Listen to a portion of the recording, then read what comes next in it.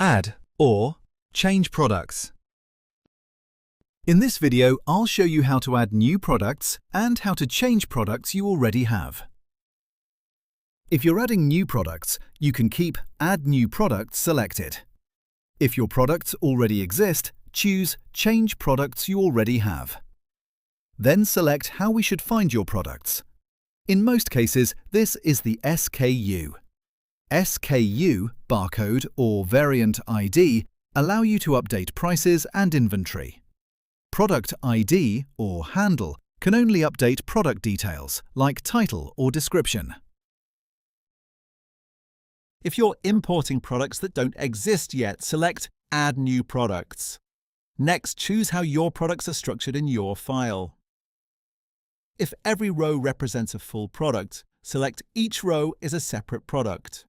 This is the simplest setup. If one product appears across multiple rows, select Some products use multiple rows. This usually means your products have variants like different sizes or colors. Now choose how those rows should be grouped together. Select the column that has the same value for each version of the same product. In most cases, this is the handle. Simple CSV groups rows using only this column. If the values are inconsistent, products may be split or combined incorrectly. If your file was recognized automatically, the correct settings are already selected.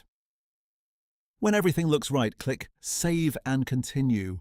If you're unsure, you can always reach out through the support button.